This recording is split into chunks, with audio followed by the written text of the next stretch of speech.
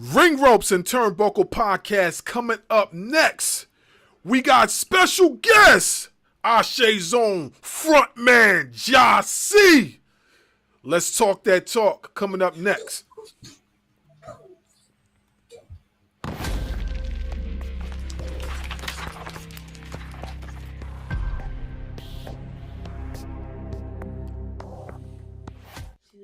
Following podcast scheduled for one fall.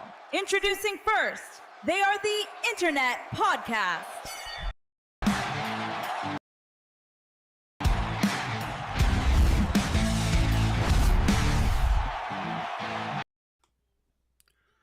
Yeah. We are back again. Ring Ropes and Turnbuckle Podcast. It's your boys, the tag team champs of podcasting. The insightful S. Scott Bars Wrestling Media, and the dynamic Salute Darkwing Dub. Our special guest, fresh off of ASE 11, the Front Man Jah C. Yo, let's give that a round of applause. And you know what? And you know what? For everybody that was trying to say that this wasn't going to happen, that my man wasn't going to pull up, hey.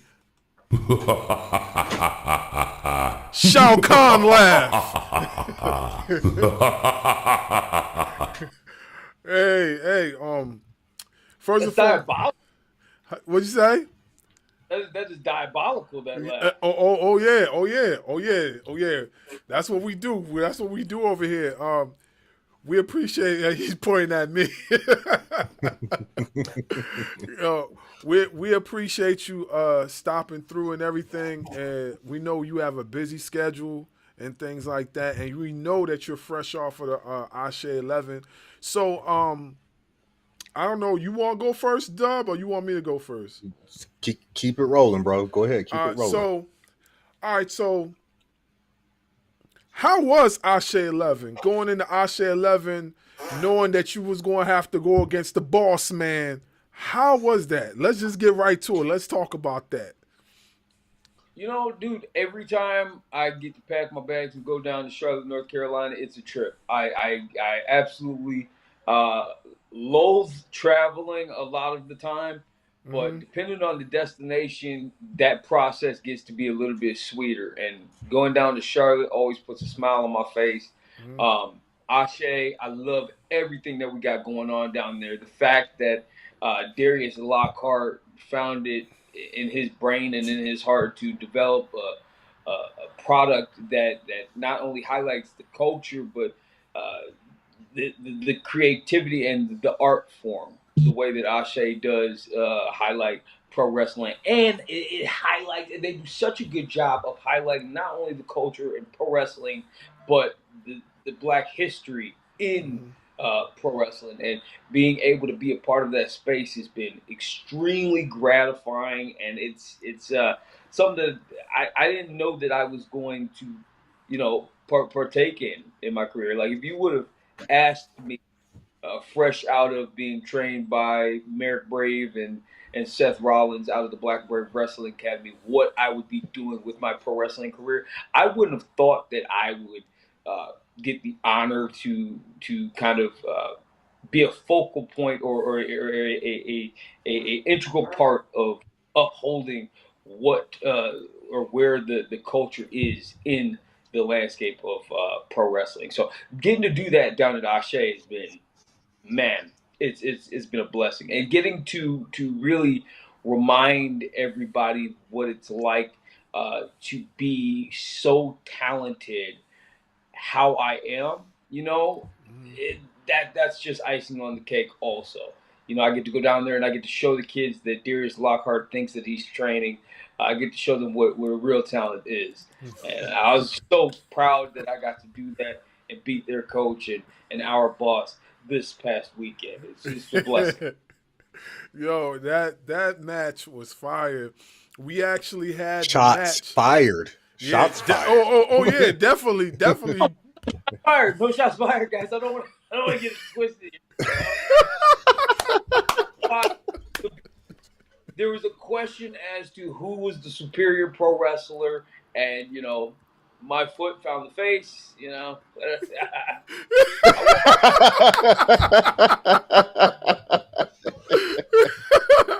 Oh snap! Yeah.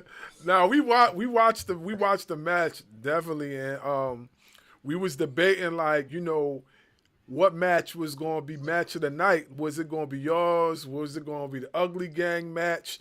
But for me, I have to say, y'all, the three matches that stood out for me was definitely yours and LeBron Cozone and Yaya. Oh man, that I watched that match.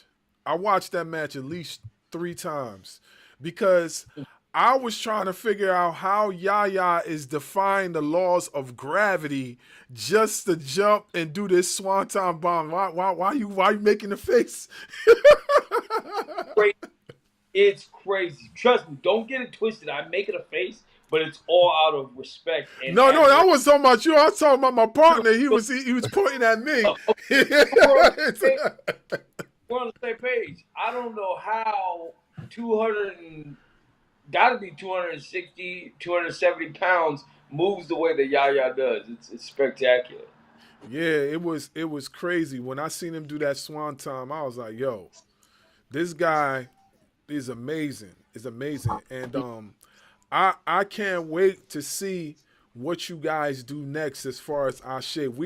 We are petitioning that you guys come to our neck of the woods of Atlantic City, and we're petitioning that you guys come to Oklahoma. We really need We need something out there in Oklahoma. We ain't got nothing out here. Yeah. No. Okay. Well, it's an exciting time when Raw comes here. Oh wow. Oh wow. Swim over there for you guys. Well, how close to Nebraska is Oklahoma? Is that totally different? I don't have my. It's northeast of here. Probably it's a few states away. Okay. away. Okay. Yeah. So y'all ain't. No. I mean, I could probably drive there probably about 18 hours. See, easy. It's just a short little 18-hour drive, and then you go up and you see some wrestling. You see his face? You gonna drive with this 5-year-old little guy I got sitting next to me? I don't want to do that. Not for 18. You got entertainment. That's your road dog, brother.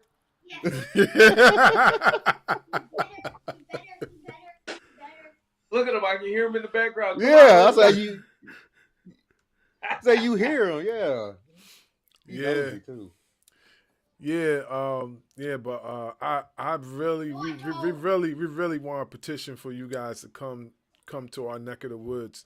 We recently seen the interview with Darrius, and he was speaking on other locations that you guys could go to. We hope that Jersey's one of them, and we hope that Oklahoma City's one of them. Because I definitely would like to see you guys up towards this way. There's so many spots that y'all could have in events. They got the Soldiers Home that you guys could throw events at. They definitely got the Showboat, because Showboat, GCW throws events at the Showboat. And not to mention, we got the Convention Center and we got the Boardwalk Hall. So it's and AEW was just at the Boardwalk Hall a few months back, and I took my son to see that for his birthday, and he enjoyed every bit of it. We was front row and everything. We got a chance to see everybody. So yeah. What was the match of the night for that one? I would say the Death Riders. I forgot who the Death Riders were facing. I think they were facing the Ops. I'm not sure. I got to go back and look at it because I have footage. I have vlog footage, so I got to go back and check. But I believe it was the Death Riders and the Ops. But I do know my son's favorite was Kevin Knight And Kevin Knight did like this. He did like this somersault into a backflip, and it was right in front of us. And my son just lit up. He was like, "Oh my god!" He's like, "Dad, did you see that?" He was like, "Wow!" I was like, "Yeah." I was like, "Yeah, that was dope." Yeah, but yeah. You know, talking about ASE and talking about, you know, the different shows that we put on, and then you mentioning Kevin Knight, I'd be remiss if I didn't remind everybody that Kevin Knight is where he is today because he got to dance under the bright lights against the Front Man Jah C at ASE. Was that the inaugural ASE? That might have been the inaugural ASE event. Now, I don't have my history books right in front of me. You know, I'm not, you know, a mark like Darrius Lockheart or some other guys who just remembers. It's crazy. I'm what you call a wrestler. I wrestle, I perform, you know, and I do it so much that sometimes it gives me stuff. But I think that the very first match for ASE Wrestling is Front Man versus Kevin Knight, and I would just like to say, Kevin, you're welcome. Bro, he reminds me so.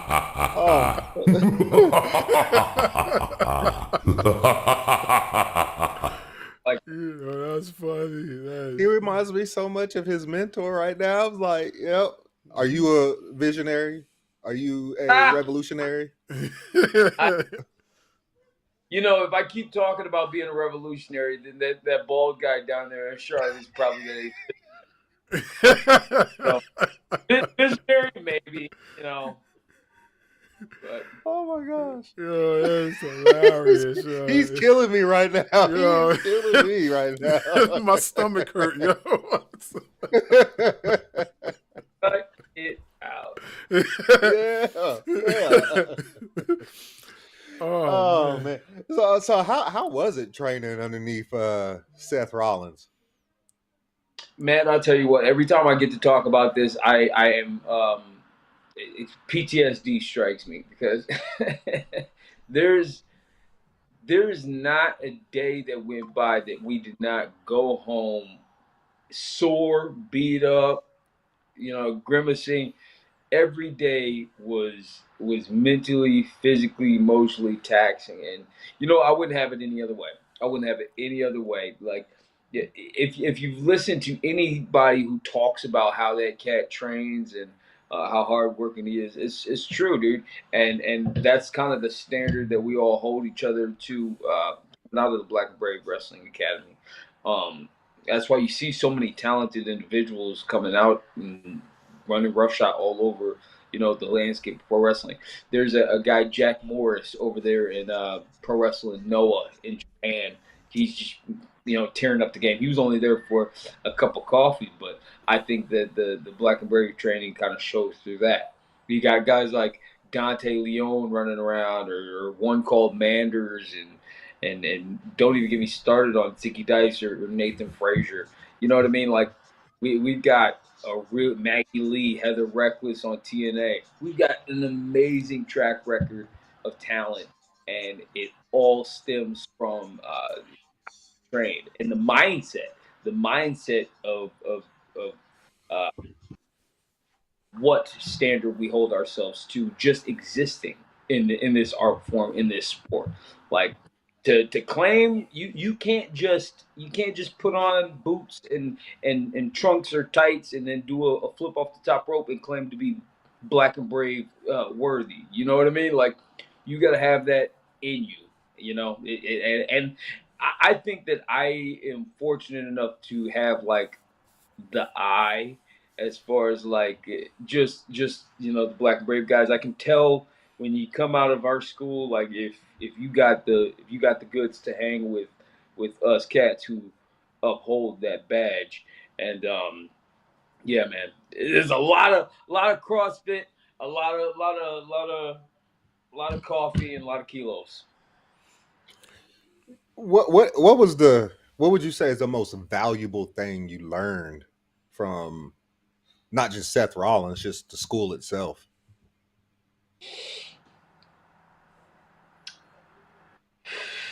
I don't like giving away my secrets for free, but I will. It's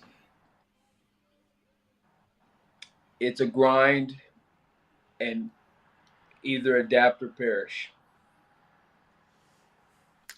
And that's not just for pro wrestling. That's life in general. Yeah, it is. Wrestling is life. That's what Yeah. they say. You know that I picked up back when I was wrestling at Richfield High for Richfield Rampage Wrestling. Like wrestling is life, and adapt or perish. Either you figure out what the mission is while we're hitting the field or hitting the mat, or you crumble under the pressure. So what's it gonna be? Right on, man. Right Yeah. on. I hear a lot of wrestlers, that we have spoken to in the past. They always say like in the certain trainings, like they would possibly try to fish out who's the ones that are going to break and who are the ones that are not. Is that true?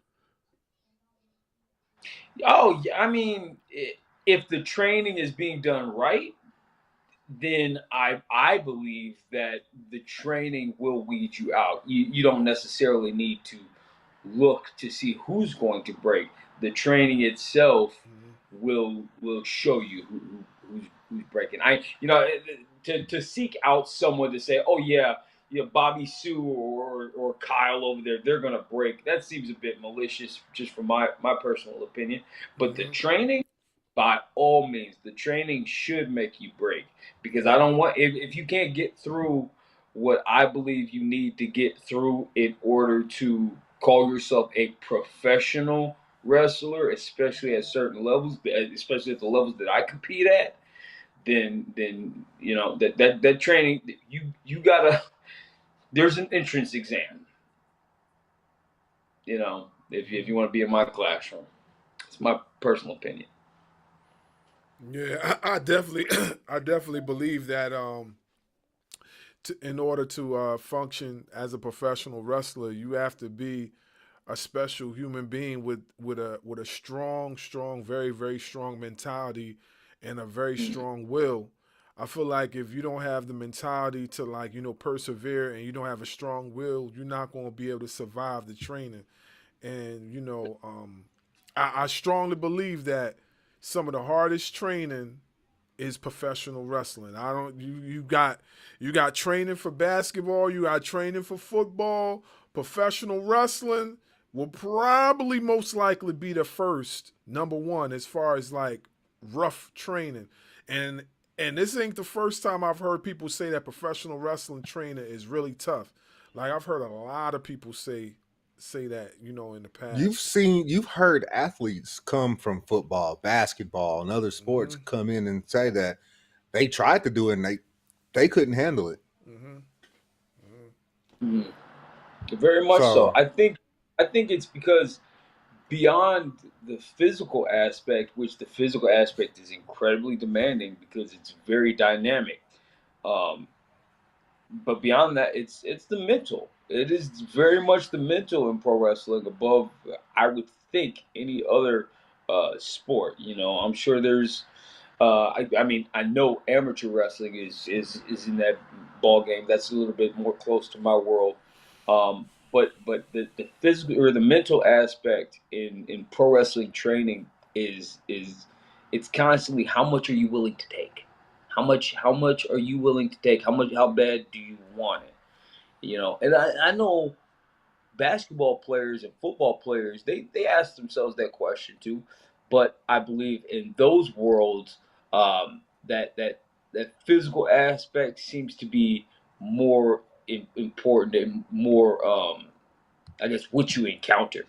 And pro wrestling is so easy to find people who watch it their whole life, and they want to jump off the top rope like Randy Savage, or they want to hit somebody with a spear like Edge or Batista or whatever, and they just hop off. They put the Xbox controller down, and then they find the closest guy with a ring, and they dance around for a second, and then they call themselves a pro wrestler. And it's like, nah, man, there's a process, because if you can endure the long process, you start asking yourself, how much am I willing to take? What can I take? And what can I make out of this? And those are the questions that you need to ask, because you start to learn what matters in it. And when you learn what matters in it, you can also parlay that into your real life. So, yeah. Some of the hardest training I've ever been through. Like I played football and I played at the JUCO level, and then I joined the Army. Oh, I, you I know, yeah. it's mental. It's more mental than it is physical, because those drill sergeants, they are trained to push you to the very limit. They want you to crack under pressure. They want to see what they can do to you to get you to crack. I'm not gonna lie. I called my mama crying. I thought I was the roughest and toughest and all kinds of stuff. And then I got to basic training. Oh no. Yeah. So I get what you're saying. I get it. Military and pro wrestling, their training is different, but it's like what you were saying it just made me start thinking. I was like, man, that is basic training all over again. Just, yeah, it's physical, but it's all up here. Very much so. Very much so. And you know what? Respect and thank you for serving our country. I come from a long line of Marine men in my family. Not myself personally, but my uncle, my grandfather. So big respects to all of our men and women who serve. Appreciate you. Yeah, that's part of the reason why he always does the saluting and stuff like that. I feel like it's important to give the veterans appreciation as far as what they doing for the country. You know what I mean? Without them, a lot of things wouldn't have been in existence right now. So, you know what I mean? Salute. So salute, Dub. Get your flowers. So what was it that got you interested in professional wrestling? Brother, you know what? I've been a wrestling fan since.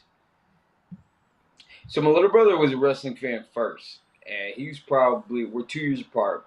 He was a wrestling fan probably when I was about 6, so he was 4, and I used to tease him for it actually. And then after a while, we started eating ramen noodles at grandma's house, and then watching SmackDown and Raws and all that stuff. And then before you know it, my mom brings us the VHS tapes, and I've been hooked since I was probably about 6 years old. I think we went to our first live event probably when I was about 7 or 8 years old. It's one of those things where I can't really pinpoint an exact singular match where I was like, that I'm going to be a pro wrestler. It's just one of those things where I was like, I probably am always going to. I was probably doomed from the moment I found it. You know what I mean? Like, it was just inevitable. But you listen to the people who are smarter than you, and they tell you to go to school, get your education, go to college, and then explore the other lanes of adulthood or whatever. So I did college for 2 years, and one day I just walked in. I was like, no. Walked home, got on the computer, found Black and Brave. Actually, fun story. Black and Brave found me, kind of.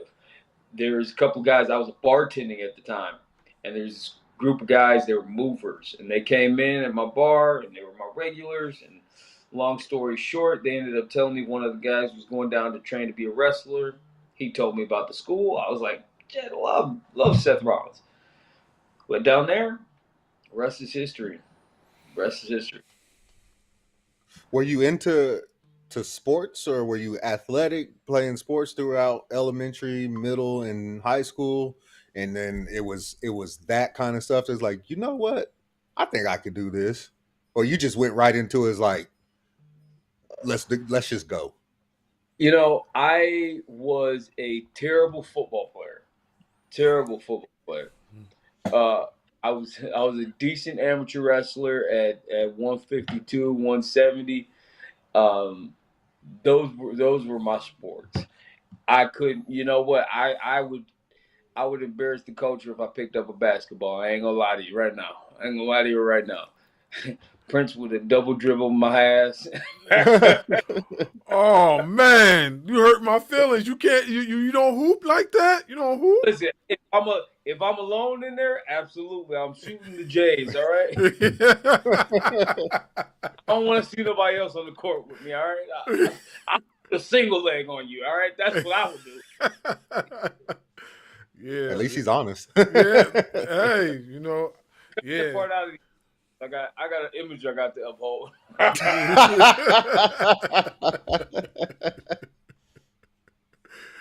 Yeah. Basketball is one of my favorite sports. Like right along with wrestling is basketball. If it's not basketball, it's wrestling. Those are the things that he'll tell you. Those are things like I'm very much active in watching wrestling. I'm very much active in playing ball. We just got finished.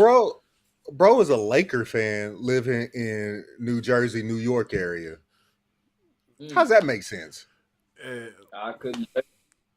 Hey, I could not tell you. I don't know, man. A lot of people tell me maybe I should have been raised on the West Coast because like everything I do is kind of like West Coast like, you know, and I have noticed that like just the only thing that's not West Coast like, and basically because it's a Jersey, New York thing, is basically how we talk. But definitely how I dress and how I move is definitely West Coast like. But you know, I guess I could say I was heavily influenced by West Coast culture as far as the style and whatever like that. Definitely basketball for sure. But yeah. So okay. Speaking, let's get deeper into some wrestling. So you wrestled in TNA. How was that experience being in TNA?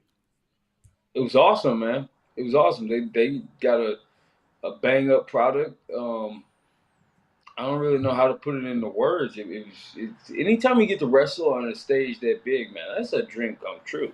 Mm-hmm. Like it's a different world than when Joe and AJ and CD were running around there, but look at the talent pool that they got right now, man. I mean, I don't want to spend this whole time name dropping, but you got like Leon Slater and the Rascals running around over there, bro. Like the competitive level by which you need to compete and perform in TNA, astronomical. And that's kind of what I eat off of that. You know, I feed off of that mentality of like, can I hang with the best guys? You know what I mean? And some of the most athletically gifted pro wrestlers in the game are over there in TNA. You know, TNA is such a hot product right now, in particular, that you got Trick coming over. You know, he's leaving Sean's school to come over to see what we got going on in TNA. Like, it's kind of a cool thing. It's been a couple years since I've been there, but you know, we'll see. Yeah, I definitely think TNA is like one of the top products. You know, I've been a very strong advocate for TNA since their beginning, and part of the reason why is because their X division. Their X division was off the chain, like, and the X division is still good now. But what I'm saying, you can't compare the X division from what it was back then to what it is right now. It's apples and oranges, because the X division that I remember watching years about 10, almost 20 something years ago, that X division was doing some innovative things that you probably never would see in professional wrestling again. Like dude, I forgot his name. He was on he did a tightrope walk on the cage and did a hurricanrana. Like, who does that? Like, oh god, sure. Suicide? You say? Was that Suicide? No. Suicide did do something like that, but it wasn't Suicide. It was I forgot his name. I forget. It'll come to me, but it was not Suicide. But This guy did this hurricanrana. He tight-roped on the cage and did a hurricanrana. I said, yo, this dude, I lost it when I seen that. I nearly knocked my TV on the ground. I was like, yo, that was crazy because I never, like, to have that type of balance. I mean, of course, now you see a lot more people doing stuff similar to that now. But if you seen that about 10, 15 something years ago, you'll be like, yo, that's crazy. Who does that? You know, so I feel like TNA has been like one of the innovators when it comes to, like, you know, just wrestling in general. You see cats, they come from all parts of walks of life and they come to TNA, and wherever they were at before, they never come back the same. When they leave TNA, they're like a totally different person. You know what I mean? Sure. They're not the same wrestler, athlete that you seen. And I keep telling people that, like, yo, if this person goes to TNA and then they go back to their other company, trust and believe they're going to be a different type of wrestler. And that always seems to happen. Always seems to happen. You know, I think it's because the talent pool has TNA, the TNA talent, particularly the X division, have always had something to prove. You know, like, so that energy of like we gotta leave it all out there in the ring. That just breeds perfection and insanity. Absolute insanity. And you know, you were talking about how like the X division today is apples and oranges to what it was before, but that's because when you think about it, those guys exhausted everything. They invented everything that's going on today. They invented so many different maneuvers and you know, putting yourself in different scenarios in the ring and whatnot. It's like, what else is there? What they're doing today is refacing that completely, and there's a different. I mean, energy. The pro wrestling as a whole right now bigger than it's ever been. So they're kind of taking what those guys were doing 15, 20 years ago, and you know, we're making it a whole lot prettier now. They are. I'm not a part of the team at the moment, so. Yeah. No, Yeah. I got what you were saying. Like, definitely, they're doing a lot more now. Like, there's a lot of guys that invented things like low key, AJ Styles, just to name a few that just was so innovative at that pivotal moment in time as far as TNA, you know, and then when they got Kurt Angle came through, Abyss, all those guys, like, they added something to TNA, and they just started elevating. I'm only saying that because I've been to a plethora of TNA shows when I used to live in Florida. Like, that's all me and my friends used to go do all days, is go watch TNA wrestling, because we just start. TNA was like off the chain. We were right after work, MGM Studios. We in there. Like, we in there the whole time, you know. So yeah. That would have been cool to see. Yeah. Live today. Yeah, I remember we seen Voodoo King Mafia live. I actually got a picture with both of them, Road Dogg and Billy Gunn. Off of that, we seen of course we seen Samoa Joe, Kurt Angle, Sting, but a lot of them, and this is another thing too. Now I go to Dub. This is another thing that I feel like TNA kind of put the blueprint on.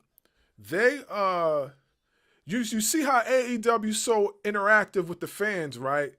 TNA was doing it first. TNA was doing that first, because when I went to a TNA event years ago when I was living in Florida, they actually pulled people out of the audience doing like breaks, and they'll say, oh, you guys want to participate in this segment, you guys want to do this, and you guys want to do that. And that's how I got to meet Voodoo Ken Mafia, because they pulled us to a back. They were actually doing a segment against DX. And the whole thing was just like, a parody just to mock DX. Because, at the time, TNA and WWE were clashing with one another. And they actually are one of the people that had the blueprint on having fans interact with the wrestlers on like a real personal like level. They one of the guys that did that, so I gotta give them props for that. Go ahead, Doug. So do you really have the best super kick in the business? The best damn super kick in the business. So how'd you come up with that as your finisher? I got a couple of different maneuvers and tricks up my sleeve that I like to end matches with. It just so happens that probably my number one, my favorite finishing maneuver happens to be the most cliche and tried and true finishing maneuver that we have in all of professional wrestling. And I like it so much because you can hit it out anywhere. And you never see it coming even when you do.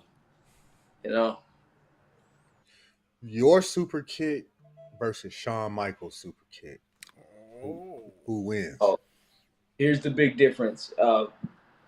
Both of my eyes are looking straight, so I can see.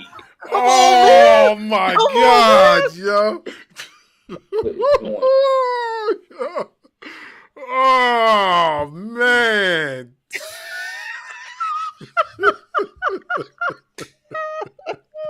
Why you take a shot at Shawn? Hey guys, no, I love Shawn. I'm purely talking about the logistics of my ability to aim. I can see it clearly. You know what I mean?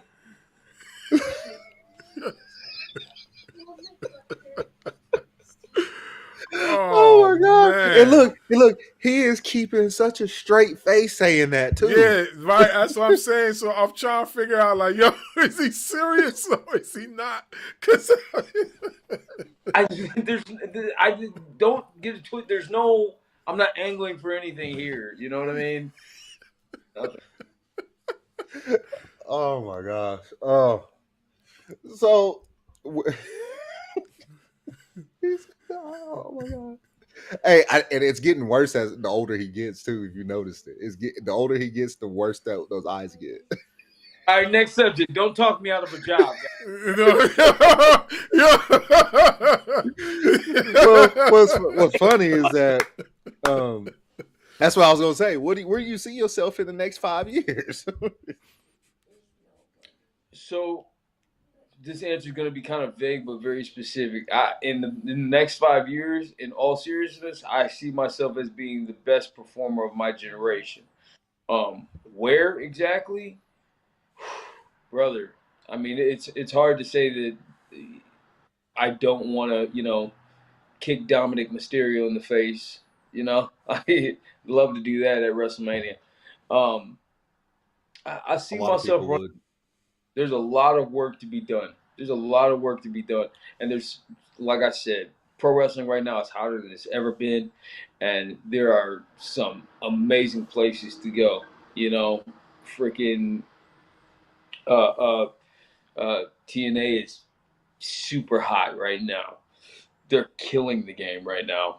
AEW, they're doing amazing stuff. They got some heavy hitters over there. My Uncle John Moxley's over there, brother. You know what I mean? He got Chris Jericho and all those guys over there, and we ain't even started talking about the young talent.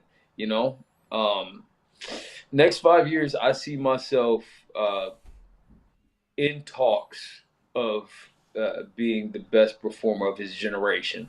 So where that is in particular, time will tell. Would you take your talents over to Japan and put them to the test over there too? Tokyo Dome with a little frontman flair. That's I like the way that sounds. Like You know, we just talked to Odyssey Jones, or formerly known as Odyssey Jones. Sorry, I gotta preference that. And he said the best time he's had in the ring is over in Japan. I bet. We can see. How about we see Frontman team up with Odyssey? The technicality of Frontman and the physicality of Odyssey. Oh, that could be something. That could sign be something. me up. You know what? One of my OGs in the game is ACH, and he had a significant good time over there in Japan. So it'd be really cool to go over there and show them all what's really super. Yeah. That kick. He did it. Like he did it. Yeah, I'm catching it. I'm catching it now. They call me Jerry Rice. You know, just throw me the ball. Yeah. I definitely, you know where else I could possibly see you at too? Have you ever wrestled in the UK? I have not. You know what? The UK, that is happening this year, within the next calendar year. It's absolute. I just, fun fact, I just got my passport. Just got it maybe 3 weeks ago, I'd say. So we're looking at going over to the UK. I want to throw together a full-on frontman tour. Yeah, I know just off your wrestling style alone, I could definitely see you in the UK. I think the UK would be dope. Like, what could you say what promotions you'll be appearing at, or are you not allowed to say just yet? Not allowed to say just yet. Okay. I could say one that I want to, that I have not secured. It's Rev Pro. I haven't secured that one yet, but what we got coming up will be really fun. Yeah, that's dope, man. That's dope. Like I definitely will be tuned in to watch. I know some of the promotions they come up on YouTube, or you could watch it on Triller. So I'm gonna be glued to wherever I can be glued to just to watch and things like that. The wrestler that did the Hurricanrana off the cage was Elix Skipper. It just popped into my head. There we go. Yeah, it was Elix Skipper that did it. Like, yeah, that drum was crazy. Let me ask you this. When will you challenge for the ASE Heavyweight Championship? Darrius problems. I'm ready. I'm ready now. I was ready yesterday. Okay. As a matter of fact, I was ready in 2018 when this was just a twinkle in their eye. All right. They got this dude running around calling himself the Owl Father or whatever. He's my father. My daddy was right clock, and I am a junior, and he don't look nothing like that cat. So it's only a matter of time. What I will say is this: something as prestigious and as promising for the future of professional wrestling as the ASE Men's Heavyweight Championship is, that stage better be pretty damn big, and that crowd and that production value better be pretty damn high if I'm going to sign my name on the dotted line to go head-to-head against Carter for that championship. Which Carter could you be talking about? Carter number 1 or Darrius number 1 or Darrius number 2? Well, number 1 and 2, that's up to them. They're both fighting for second place when Frontman enters the room. Okay, so my name ain't Darrius. So whatever number comes after the name Darrius is totally irrelevant to me. And plus, I just beat the boss man last weekend. So I don't even want to talk about that guy. All right. He's got some work to do. He has got some work to do. He dropped the ball. All right. And I think I'm taking the ball down to the end zone, just like my Minnesota Vikings did last night when they whipped on the Chicago Bears. All right. Come back, kids. And I'm going to do the exact same thing against Darrius Carter for the ASE Men's Championship. Are you going to run it back with Jonathan Gresham once he's healthy? Absolutely. Yeah. Absolutely. Ain't that something, guys? Frontman Jah is so detrimental to your health when you step in the ring thinking that you can rock on the right that after you get out, even though you walk away with the W, after you get out of the ring with the Frontman Jah, you gotta sit down in the hospital. That's not that's not that's not because I'm unsafe or anything like that, but that's because thinking that you can compete with me in that ring, now that is very unsafe. That's very unsafe. I wish Jonathan Gresham nothing but the best. And because I know he is a man, because I know he is an incredibly gifted talent in that ring, I know he's going to heal up, and I know he's going to come back better than ever. And he's going to prove everybody that he's worth whatever ranking he is on PWI. He's worth being touted as one of the best wrestlers of a generation, one of the best in the world. But when the clock strikes 8, he's got a date with a gangster, and if he's ever head-to-head with Frontman Jah, he's going to be laying down looking up at the lights. You the one that asked the question. It was you. You the one that asked it. Don't even look shocked. I just wasn't expecting it. I was expecting like, yeah, once he gets better, yeah, we can run it back. I gotta get my lick back. No, this dude just cut a whole promo. I didn't cut a promo. There was no promo. I'm just letting you know. It was you. Man, this is freaking amazing. This is awesome.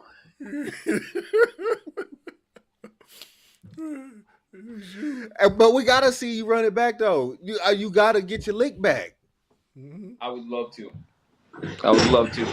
You know, I actually have a long list of guys that I'd like to get in there and mix it up with, but you know, I try to I like the surprises in my career also. So I try not to do too much asking or too much speculating on what the future will hold. But I will tell you this: I do know for a fact that you have not seen the last of the Octopus versus Frontman. I know that for sure. Well, how did you come up with the name Frontman? I asked this one too. Born this way.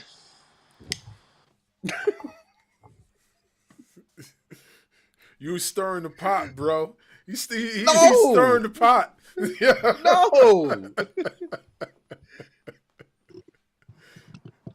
You stirring the pot.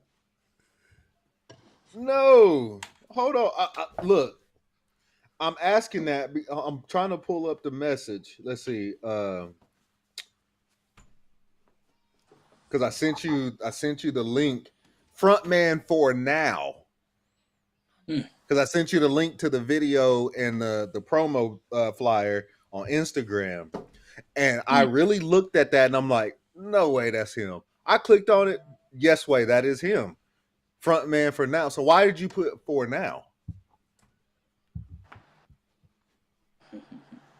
Shouldn't you always be the front man? I guess that'd be Frontman forever, huh? Makes sense to me. Time will tell. I'll say this: we got a lot of cool things that we're doing, and I'm having fun and working hard. I'll say that.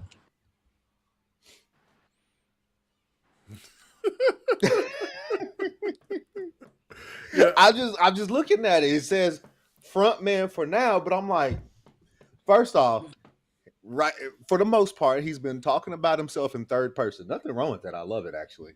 My wife hates when I do it, but kudos to you. And then I'm looking at there and it says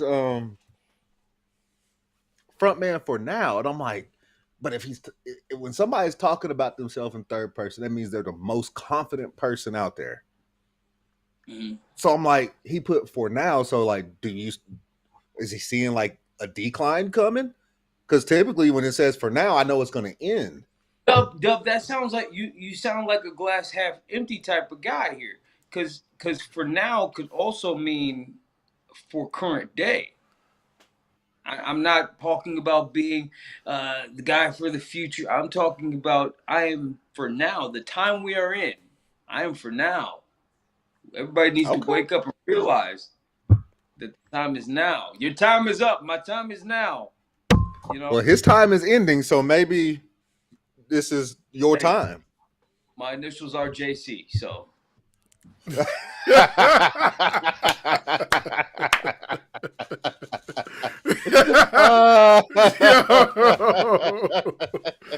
Yo, oh man. If that's not copywritten or trademarked or whatever, it may be time for you to take that. There's too much trademark wars going on in the world right now. I don't want to. That's why on thugonomics. That's why I said if it's not trademarked or anything like that, I mean, knowing that company, it probably is. Oh, most definitely it is. Trust me. They're not. I believe I even heard him in an interview say that they have trademarked his name, John Cena. Like, that's crazy. And that's his government name. Yeah, I believe I've heard them say that. Yeah. I want to ask you a question. Please. What would be some of your dream opponents in the next? Looking at the landscape of ASE, and we just talking about ASE at the moment. What would be some of the dream opponents that you would want to face within ASE? Within ASE.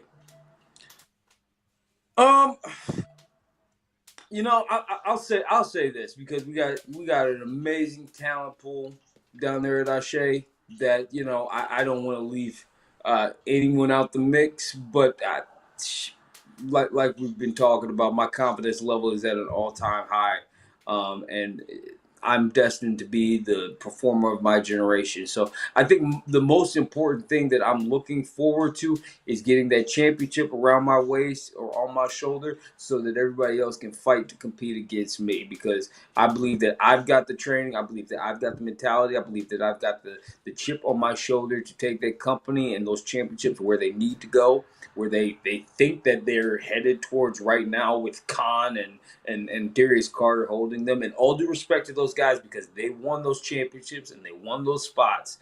But I think I'm the guy to take that company where it needs to go. So, you know, put me in position to compete for those championships, and then we'll worry about who the competitors are later. How about that? You see the hat. Mm-hmm. Oh, we see it. We definitely see it for sure. I got so what could you say was the best submission hold that you've ever used to tap out somebody at the present time? Because we know your technical expertise. So what was the best submission hold that you have used to tap somebody out? Technical expertise. I think I kind of just end up. You know, I say I love a good ankle lock. I love a good ankle lock or sharpshooter. Yeah. I've heard that a lot from a lot of people, like the ankle lock or sharpshooter. I've heard figure four too. I've heard figure four. Figure four is great. I've also heard of Texas cloverleaf like once or twice. I've heard that too. Like, you know, a lot, man. You gotta have like the person applying the move has to have some sort of flexibility in order to like get the move locked in properly. I've seen in the past, I've seen some people try to lock in the submission and hurt themselves in the process of trying to lock in the submission. Have you ever seen that before? I think if they do that, they should not be locking in any submission. I think if you're hurting yourself trying to hurt somebody else, you got some some training that you need to keep doing. Yeah, I've seen it like once or twice. Like, you know, just you know how they have the reels of the is I wouldn't call them bloopers, more like you know, just showing stuff that you normally wouldn't see, like but they showing it like it's behind the scenes, but the person actually got hurt. That's where I've seen it from, and I was like, dang, like how you get hurt trying to apply the submission to somebody? That's like definitely different from, you know, from me watching. But I also know too that it's probably like depending on the size of the folks that are getting the submissions applied on them, it's probably difficult as well. Like I've seen somebody try to apply a submission to Big Show. It's like a 7 foot tall guy. Like you trying to like wrap. But those limbs are tree trunks. So like I definitely understood that. Can you imagine? Can you imagine? You remember back in the early days of Chris Jericho putting on the walls of Jericho, and how that person used to be bent up, like because he put his knee in their back, and he just, bro, like what is the worst move that you've ever taken? The worst move I've ever taken. Anything that beat me. How about that?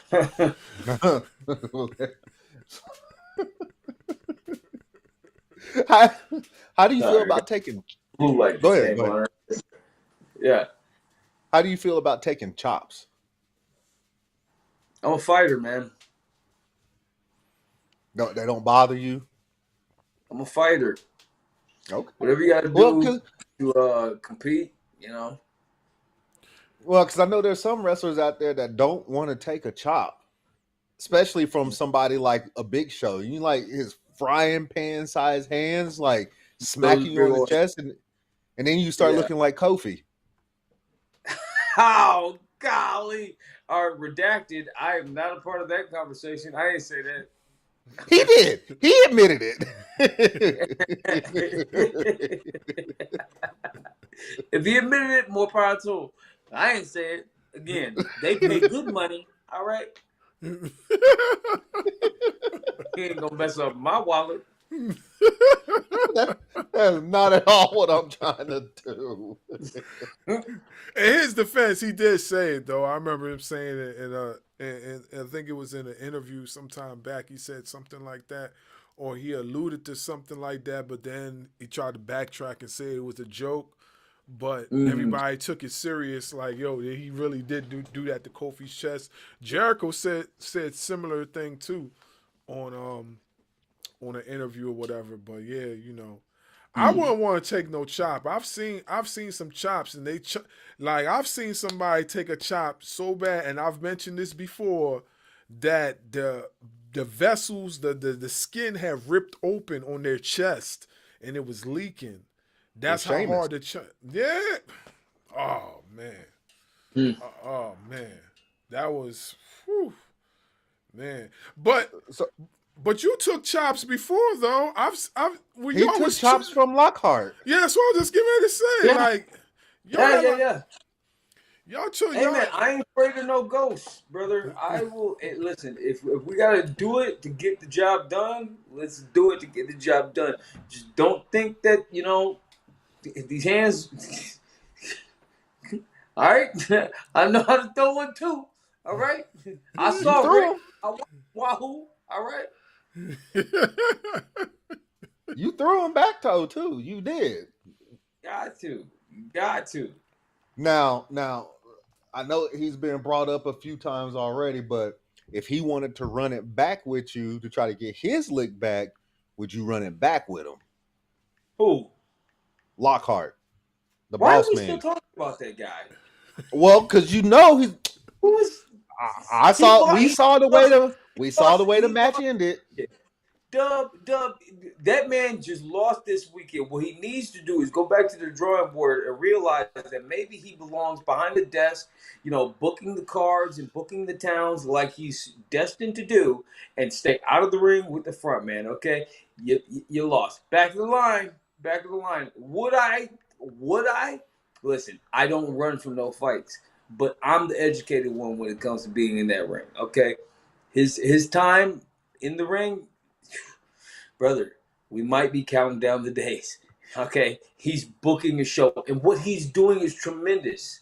What he's doing is tremendous. That man is responsible for highlighting the culture. Darrius Lockheart gets to wear that badge of honor. All right, he's in meetings with Mark Henry and Jazz and D'Lo Brown about how to uplift ASE and make it something beyond relevant, special, and that's where he needs to stay. He needs to stay out of my way, and he needs to stay booking those towns so that I can win those championships and make his product so much more important. He don't need to be worried about competing with me. There you have it. Hey, I want to see you versus your mentor, Seth Rollins. What's gonna have to happen for us to be able to see that?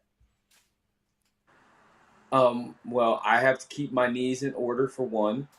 I need to keep going to my CrossFit trainings like I'm doing now, and eating my proteins, and that's the one. That's gonna be that'll be a time. That'll be a time. That one's gonna be special. We've also talked to somebody that went to Seth Rollins' school. I don't know if you know him. He goes by the name of Perfection. I helped train Perfection. Okay. There you have it. Okay. We talked to him. Was it back in June, May or June? Yeah. It was right after I got off my cruise. He talked very highly of Seth also. Mm-hmm. I bet He didn't say front man. Why wouldn't he say front man? You shouldn't. You should never mention me. Don't do that. Keep my name out your mouth unless we're about to do business. All right. I don't do this stuff. I don't. As much as I'm talking and bigging myself up and whatnot, I don't do it for the clout. I just know that that spotlight and that position is inevitable with the road that I'm on and with the successes that I'm seeking out. But listen, I'm crazy in love with this stuff, so I don't need you to tell the world that I taught you how to get out of a chin lock or make it look like you are competent in this stuff. So Perfection is he's right to not mention my name. You wait for someone to give you that stamp, not even a stamp of approval, but that cosign. You know what I mean? Like, the only reason I talk about where I was trained because they very much uplift me as well. They recognize me as being a product of that system. Perfection exists,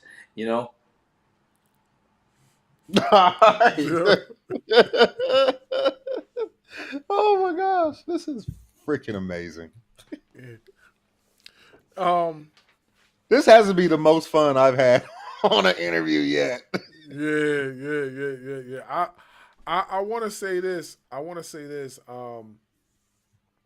When it's all said and done with your career, where do you see yourself as far as like professional wrestling? Do you see yourself as a mouthpiece speaking for another up and coming athlete? Do you see yourself behind the commentating table? Like, where do you see yourself? Talk about retirement?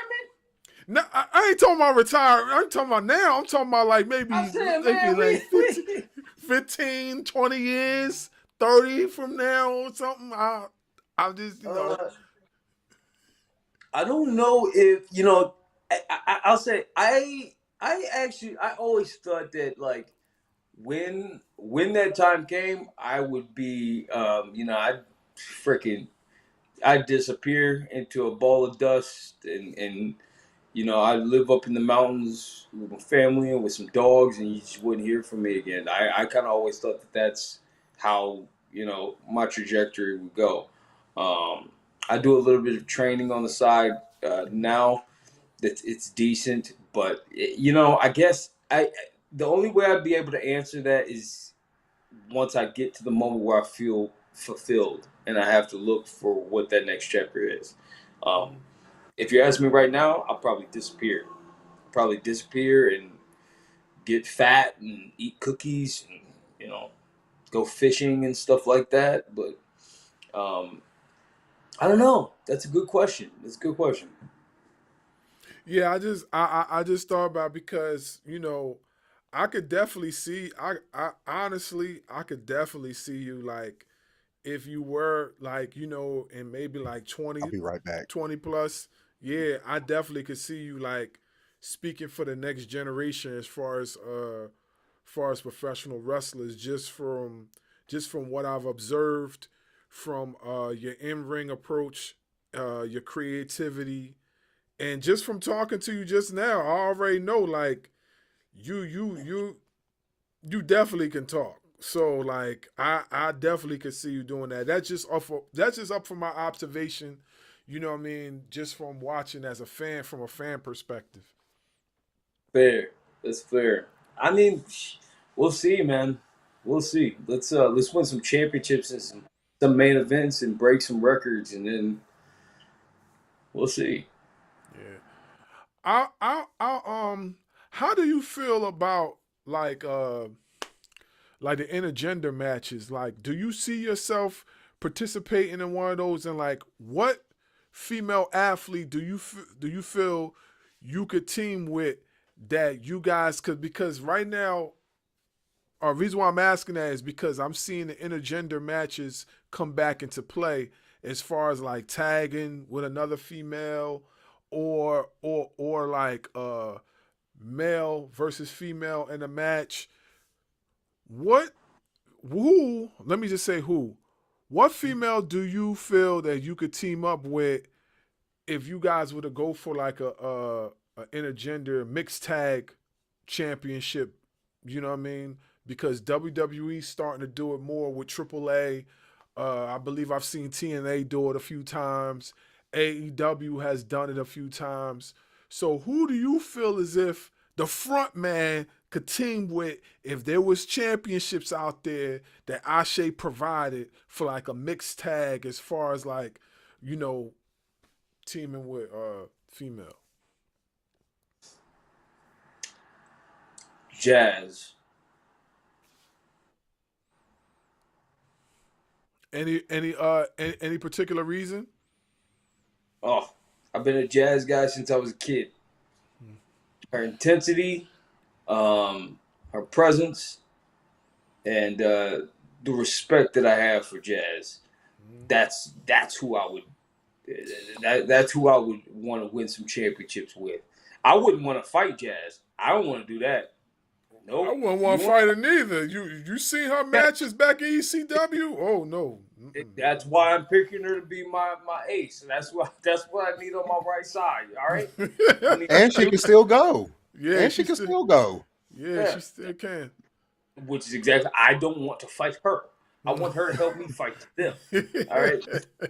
Specify that. All right. And then you said, who do I want to face?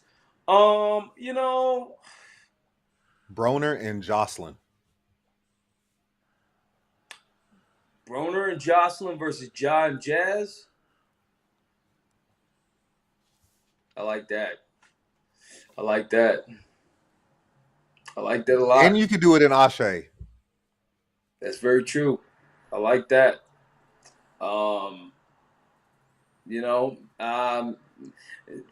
Trying to think of if there's anyone. There's a couple of. Couple is an understatement. The women's wrestlers of today. All due respect to Jazz, because I thought she was phenomenal, and her class of ladies were incredibly talented. Lita, Trish, Jacqueline, Mickey, all those girls, they're fucking phenomenal. Excuse my language. Excuse me, guys. They're phenomenal. But I think the ladies today, the women's wrestlers today, it's stupid how talented they are. It's the level that they're competing at. You watch Mercedes, who was then Sasha versus Bianca main event of WrestleMania, and you're like, you know, what are we doing here? You know what I mean? Whew. You know what? There are a couple of younger females that I have come across that I really took a liking to. I say Hyan is very talented. Hyan's a ass kicker. Out of Black and Brave, Heather Reckless, Maggie Lee, Amina Belmont, Izzy B. Those ladies are crazy good. If you've never seen Amina Belmont, check her out. She's all right. But yeah, I've seen Hella Reckless before. I've seen her a few times on. Yeah. I watched a few of her matches. She's dope. I've watched her. Yeah. Yeah, Heather Reckless is nasty with it. Yeah. You got any questions? Yeah. So,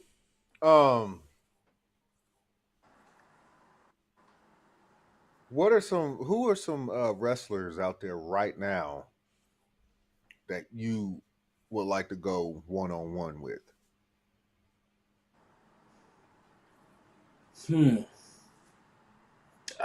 The list is long, man. The list is really long because, like I said, I want to be the guy to define a generation. So, in order to do that, you gotta go through a lot of guys. You know, Swerve, man. Will Ospreay, Speedball Bailey, Alex Shelley, Rollins, Punk, AJ, Leon Slater, Trey Miguel. I've never wrestled Trey Miguel one-on-one. Got to wrestle Myron Reed. That was fantastic outing. I almost got that one in the bag. Then there's Nathan Frazier, Carmelo Hayes. Gosh, brother. That's the name I was waiting on, was Carmelo Hayes. Mm-hmm. Yeah. Oh, Casanova. Christian Casanova, yep. He don't want these problems. I know somebody who does. Who? Obafemi. I like that. I might have to call Omos up to help me. Yo, it's funny. Yo, it's funny you say that. Need to help me nip that in the bud. Hey, yo, it's funny you say that because it seems like everybody we have talked about thus far and interviewed with, they all got some situation with Omos. Odyssey just told us yesterday when they had a match what happened between him and Omos. So it's like, yo, that's wild, yo. That's Omos wild. is a cheat code, bro. He's too dang big. Yeah. You seen the size of that man? Shoot. Yes. That's why he a cheat code. Yeah. No. R1, R2, L1, L2, left down, right up, left down, right up. You play video games? You doing that? You play video games? Grand Theft Auto back in the day. These days, not so much. These days, I just kind of keep busy. But I like me some Grand Theft Auto, Sonic the Hedgehog. He talking about back in the day. Little say, oh yeah, back in the day. It's been a minute. I played the 2K games, you know, when WWE puts out their games. NFL Streets, back in the day. Stop playing with me. Def Jam Vendetta. Okay. What you talking about? You speaking my language now. You speaking my language now. Yeah, my man's Joe Button. That was my main guy, Joe Button, Fat Joe, or Bone Crusher. Like their moves were insane on Vendetta. Yeah, you spoke my language. I got a question. Your charisma sets you apart. Do you pull inspiration? I was just talking to him about it earlier, but like your charisma sets you apart from everybody. Do you pull inspiration from music, pop culture, or any other wrestlers?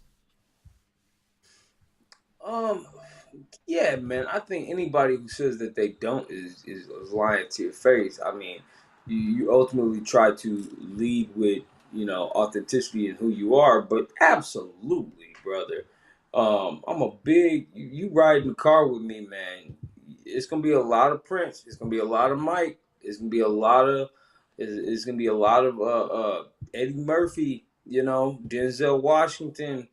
Um, I a lot of stuff. Yes, absolutely, absolutely. That's what's up. Have you ever had a surreal, I can't believe I'm here moment in your career? Yeah, man. Yeah, yes, I have. I mean, I've had.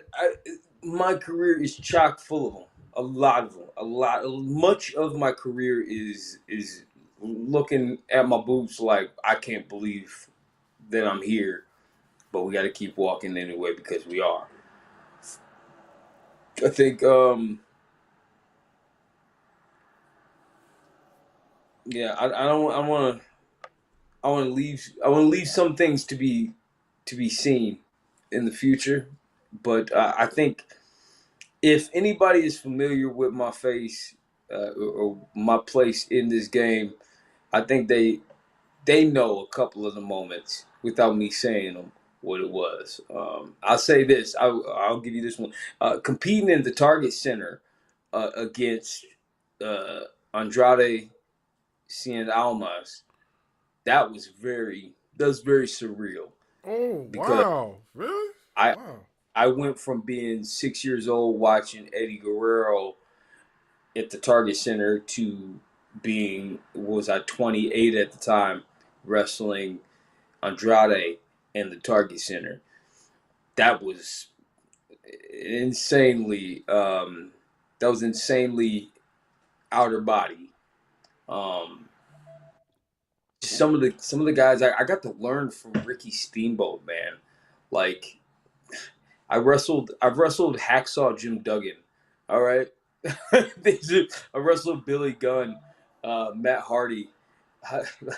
I've had a lot of outer body, oh my god moments. Um, sometimes, dude, sometimes I wonder if I should just shut up and then turn 50 and then be able to look back and say, okay, I did those things. That way I don't get overwhelmed when those moments come up now. But yeah, those are a few of the moments as it stands. Yeah, that's what's up. Do you have any wild road stories or had that you could share with the fans and our followers? Oh, nothing that I can share with the fans. No.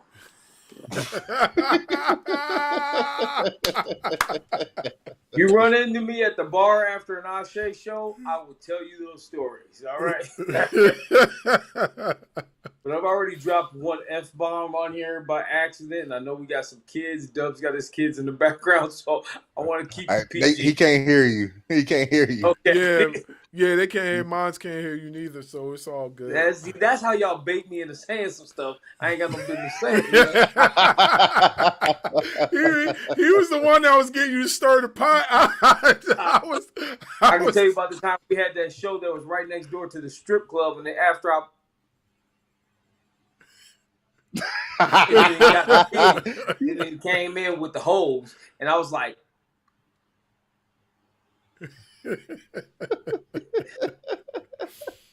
I see what you did there. Yeah, I did too. I see. Yeah, I seen it. If you could form a faction tomorrow, who ooh, would you want to be by your side? ooh.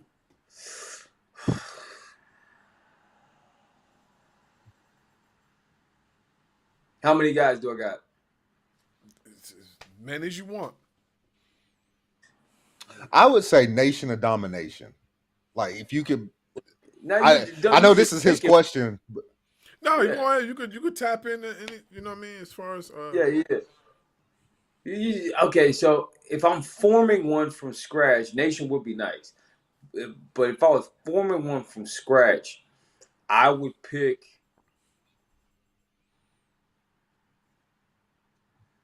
Ron Simmons, myself,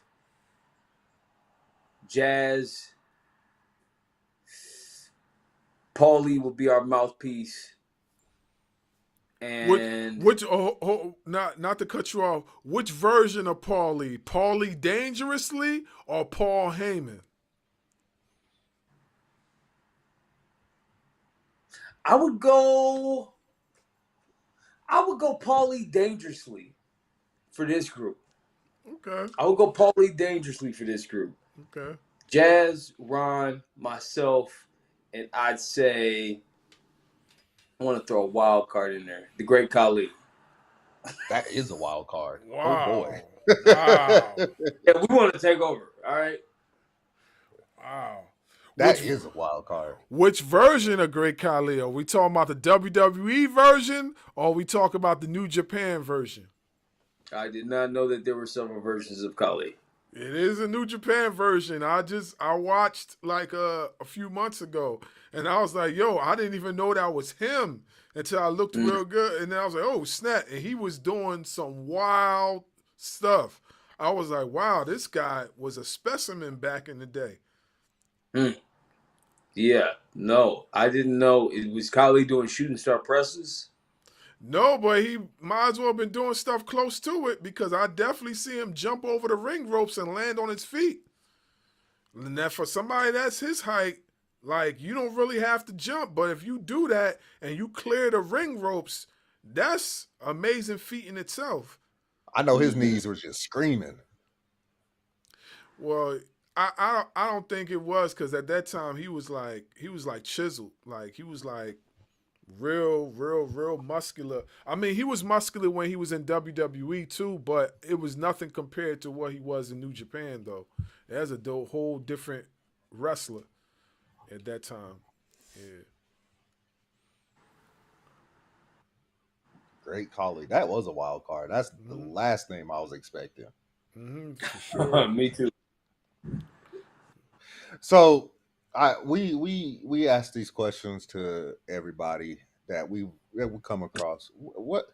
How do you feel that we are being represented in pro wrestling right now? Phenomenal, actually. I think that I mean I'm sure that there's some people that probably would disagree with me, but I think if you say anything other than that, you're kind of blind to what's been going on over the past couple of years. I think that to be a black wrestler today is more competitive than it has ever been because much like the women, the black wrestlers today so much more prevalent than they have ever been, so much more in abundance and in extremely high positions right now, and deservedly so because there was a very long time where we were not. There was a very long time where, it'd be a full card and then D'Lo Brown versus X-Pac. Like there was a very long time where that was the case. But because of guys like Booker T and Rocky and Mark Henry doing what they did all these years, the doors are wide open. I mean, you look at literally everywhere, man. Everywhere. I think we are extremely well represented in NXT. I think we are extremely well represented in AEW, thanks to the Hurt Syndicate and Kevin Knight and Swerve and Hobbs and Keith Lee over there, and then TNA. We got some really good stuff going on over there.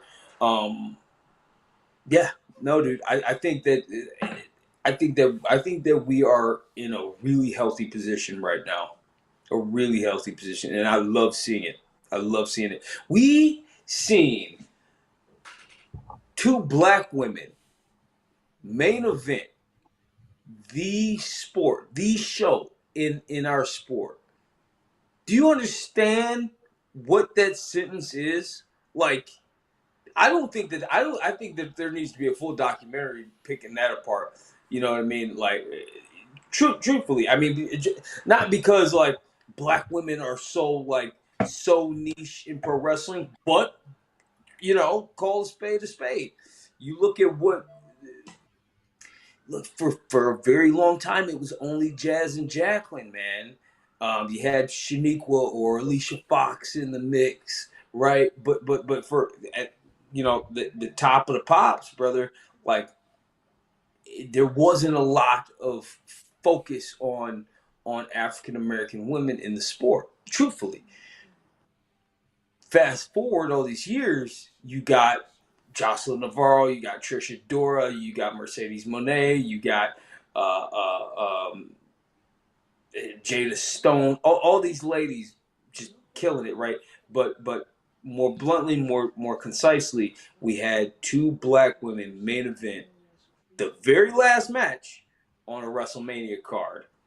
I didn't think that I would have seen that, when I was a kid. Like it's not something that I probably would have conceived even on a fantasy card up until I seen it happen.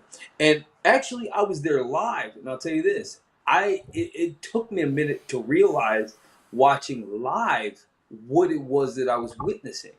Truthfully, I was there and I watched the full card, and then we got to Bianca Belair versus Sasha Banks is the last match, and I'm watching, and this match is beautiful and it's spectacular. And then it dawned on me, probably during some kind of Hurricane Rana moment or whatever, it dawned on me exactly what it was that I was watching. Not just 2 women, which is a beautiful, a beautiful feat and accomplishment in and of itself. And I don't mean to have said just women, but it wasn't. It wasn't. It was the fact that it was these 2 black women. Just thinking about my mom and my sisters and whatnot. They get to watch this product that me and my brothers have been obsessed with all our life, and they get to see that the focal point of the biggest show of the year were 2 women that looked like them. That's And that spectacular. match probably kicked the door in for more black women to get into professional wrestling. Mm-hmm. Absolutely, absolutely, and it's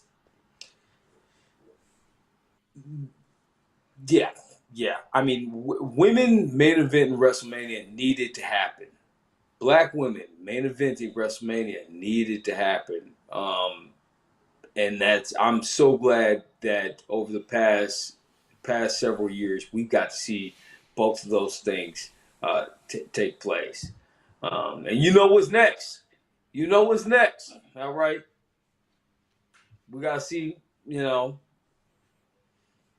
Book never closed the show out, man, and I remember that. So we It know what kind the of next. reminded me of Kofi Mania. Kofi Mania was spectacular. That was huge for I don't know about you two, but that was huge for me Me to too. see, like, because some people don't really consider The Rock as he's black. No, they see him as a Samoan. You know what I Sure. mean? But we know that he's, we know who his dad is. So, but to be able to witness Kofi Mania, like that meant a lot to me. Then to turn around and watch them do the same thing with Big E, and Mm-hmm. then to turn around and watch them do the same thing again with Bobby Lashley. Mm-hmm. So it's like, did Dwayne kind of start it? Sure, he did, but to Oh, really absolutely. to really look like us, Yeah, Kofi Mania meant a lot.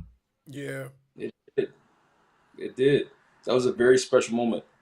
yeah, it Very really special. it did. I know it meant a lot to me. Definitely seeing somebody.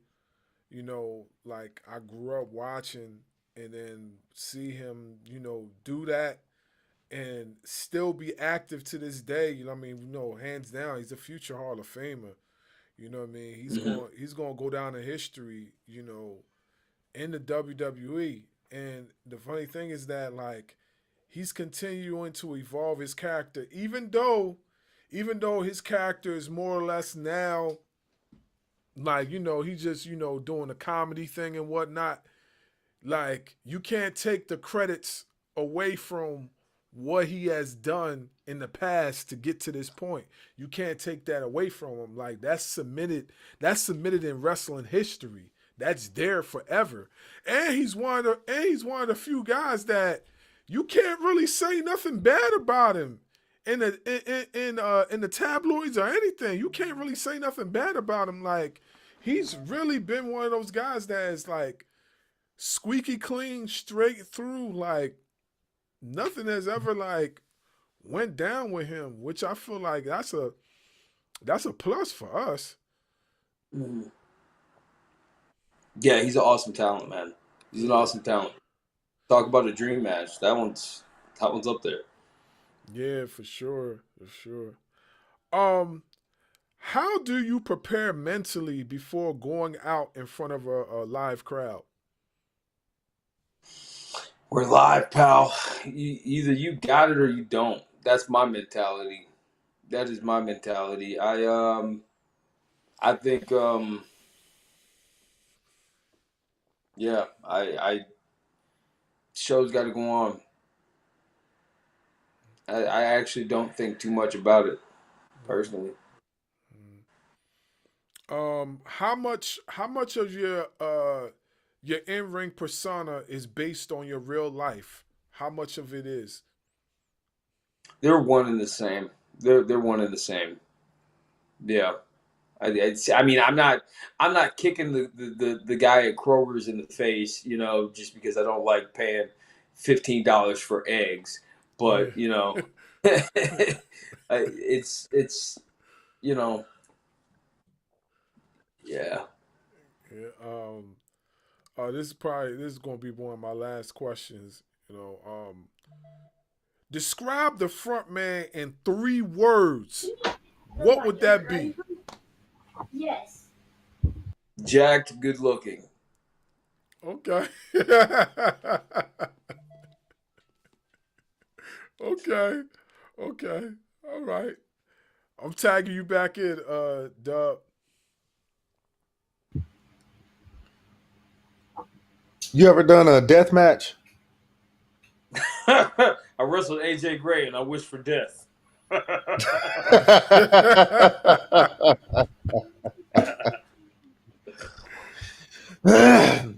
Is there any weapon out there that you would be like, yeah, no, don't hit me with that? Absolutely. There's a laundry list. What you got? Don't worry about it. You'll never see it. Okay. Anything that you see me compete in, it was not on the list. All right. Sounds good to me. What is your favorite meal before a show?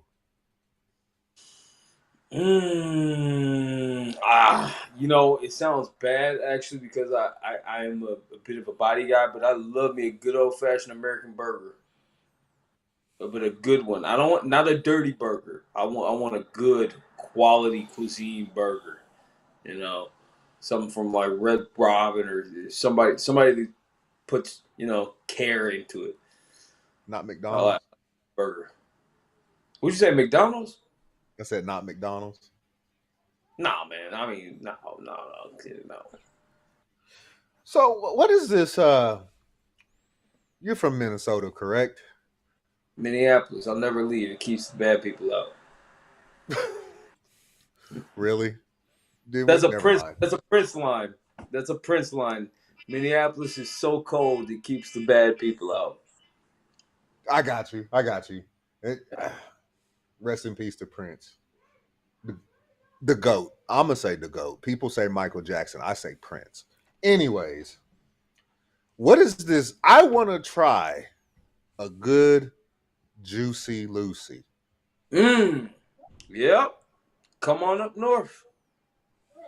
Like, what makes that burger so special? I mean, what are you talking about? Everything you want in a burger is inside the burger while you're eating it. That's what makes it great. You throw in some bell peppers, you throw in some onions, you throw in some cheese. Personally, I like pepper jack cheese. You ball that meat up with all of the contents inside. You smash it down into a patty form, and you put that on the grill. And then you throw a little bit of Lowry seasoning on it or whatever it is you got. Personally, I like Texas Roadhouse seasoning on it. My uncles, they're big into grilling and stuff like that. So you throw that on there, and put that on the bun. Texas toast bun. Put it on a Texas toast bun. And then you got yourself a Juicy Lucy, brother.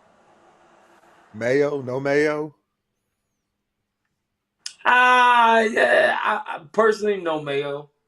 If it's on there already, like if my mom makes it, there's probably mayo on the burger, and I'll eat it. But if I'm making it, I'm probably not gonna put mayo on there. I'll probably put honey mustard on there, maybe a little bit of barbecue. That sounds so good. Yeah. I love honey mustard. Good stuff. Can't get enough of it. Good stuff. Earlier you was talking about music. Mm-hmm. So what is your go-to genre?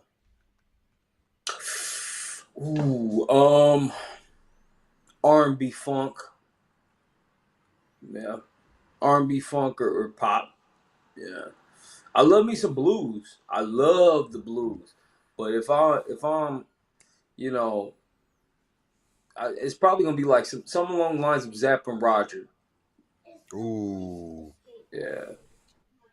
Boy got that computer love. Oh yeah. Oh yeah, bro. I was listening to that earlier. I ain't even gonna lie to you, in my work truck.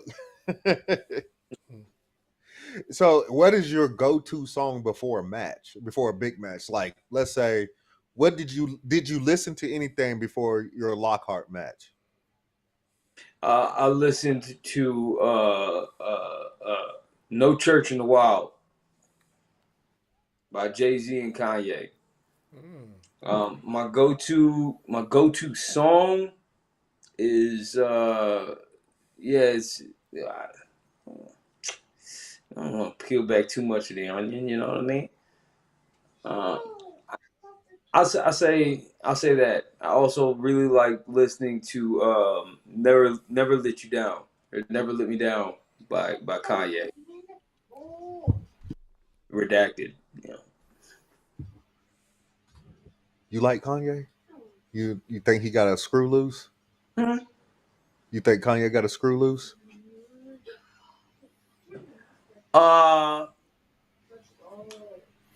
Next question.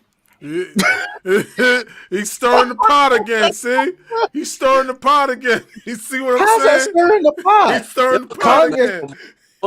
My wife will even tell you he has a screw loose. Your wife ain't trying to make millions of dollars working in the entertainment industry, sir. All right. Protect the bag. I feel it. I feel it. On Team Crack Commanders or something like that. I feel it. What you gonna ask me about Will Smith next? Would you have hit him back? Man, listen. Stop talking. I'm trying to be an I Am Legend too.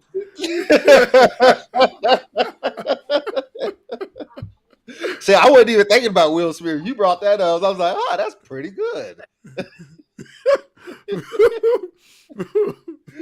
Who was your biggest inspiration growing up? Michael Jackson, Eddie Murphy, Denzel Washington. Oh, Denzel. People say I look like Denzel. No, they don't. He said, no, they don't.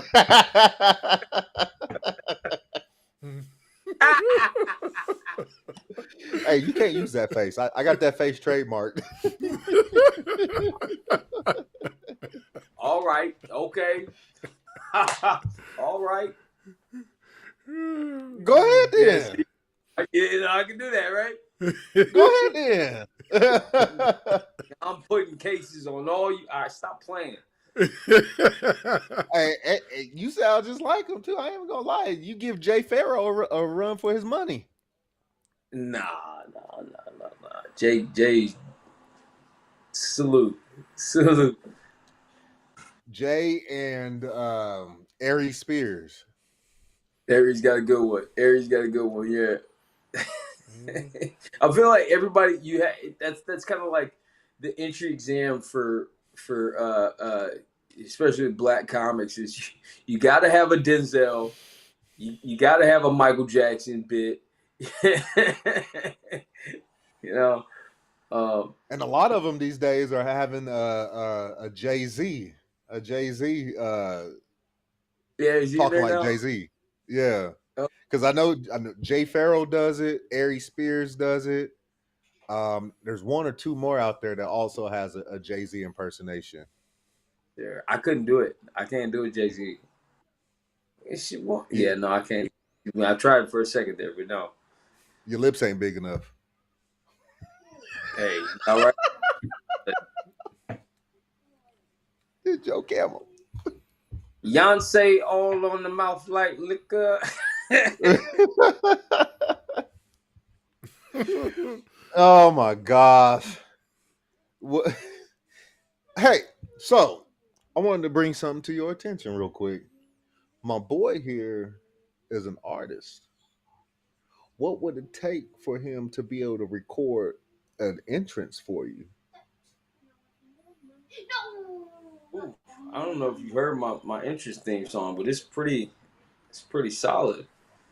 You know, if you want to pull it up and play around with it, I'll listen. You hear that, Bars? He said he listen. Oh, all right. I listen. You ain't saying nothing but a word. I definitely could put something together like quick, fast, and in a hurry. Like, you know what I mean?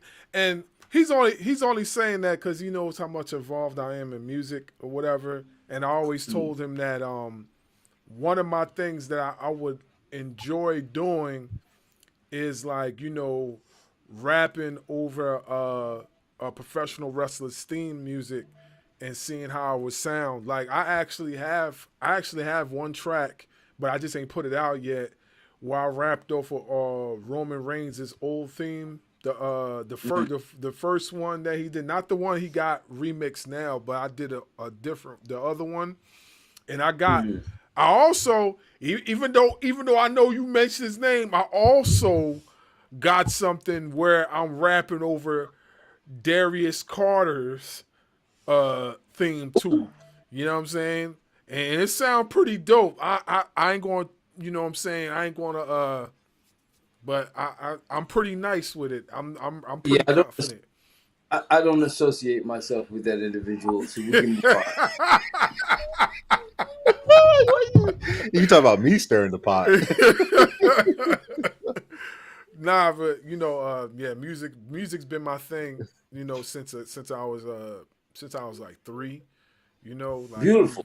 Yeah, I've been very much involved. Like, I've did shows. I've opened up shows with a bunch of who's who. I got a chance to go perform in Atlanta in front of a Bone Crusher years ago. Like, you know, so like I've not, you know what I mean? I'm just humble. I don't be saying like a lot of the stuff that I do, you know what I'm saying? I just let people see for themselves, you know, when they look at Toot my your own photos, horn, man. Toot your own you know horn. what I mean? So, because people be saying like, you know, you do what about? Nah, That's how they talk when they do it as well. They say those things. Yeah, you know, they just, you know, so. But yeah, I've been around a little bit, you know, as far as that. Yeah. Love it. Where did you get your promo style from? Because because I really can't tell if Frontman is promoing us or if this is really Frontman. And also, how you went at Lockhart on the last ASE show. Next question. Okay. Did that answer your question? Did that answer it? Hey, Did I sure. answer it? We'll roll with it. We'll roll with it. Okay. I'm gonna give you the Shao Kahn laugh.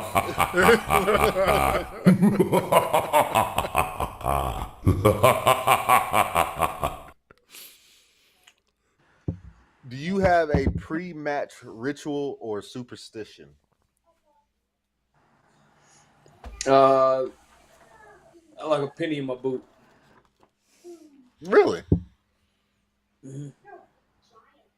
Yeah, I can't remember who I heard. I don't think it was MJ. It might have been Fred Astaire.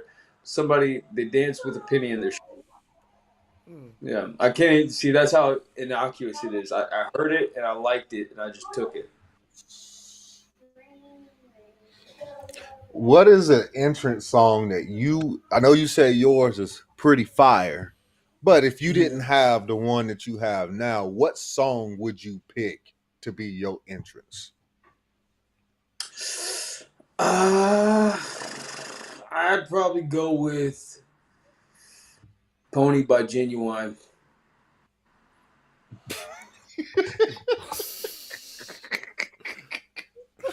The real ones know. The real ones know.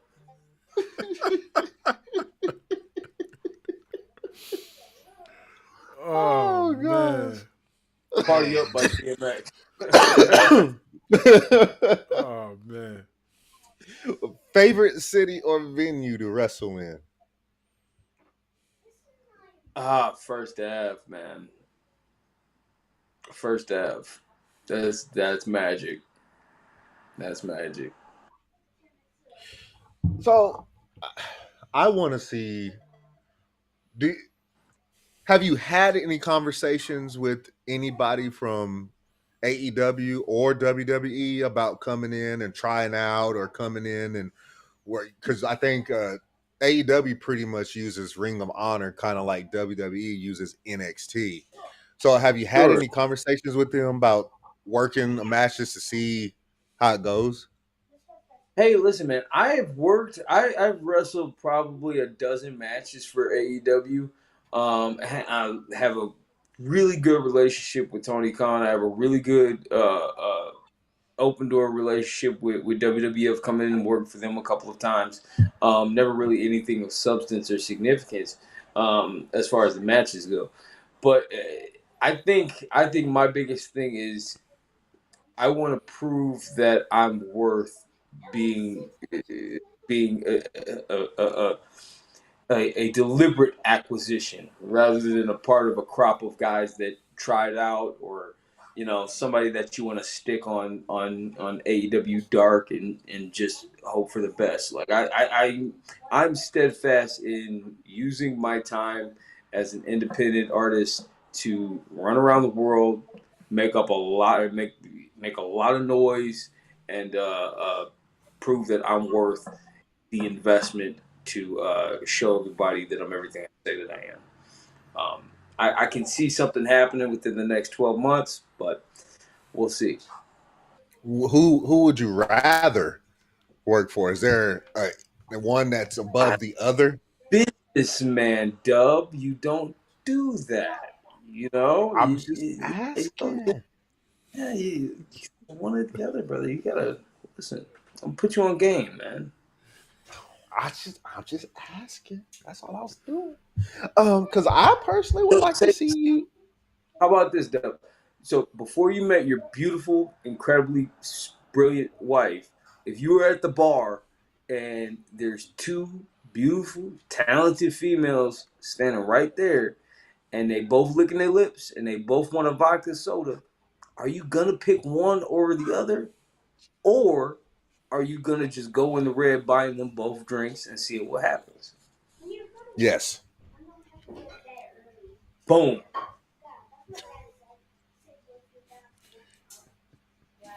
I was just asking a question. I personally, with the way that Shawn Michaels has been running NXT, elevating people that look like us. I think you'd fit perfect in there going one-on-one with a Trick Williams, going one-on-one with a Oba Femi or Javon Evans and people like that. Like, I think your style is what they need because they got the high flyer with Javon, they got the powerhouse with Oba, then they got whatever Trick Williams is. Right. What they need is the best in the world. That's what they need. I agree. He's right there. Hey, yo. He's right there. But you would have to fight CM Punk for that. I could do that in Chicago.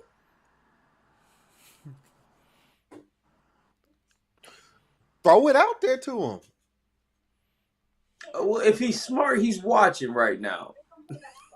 I would love to do that, man. Like, listen, yeah. Maybe I'll pull. Sean nothing out against what he used to be. Oh, there's that too. Pull Sean out there. I don't know if because you talk about his the way his vision is. Yeah, that thing. Have you seen his knees?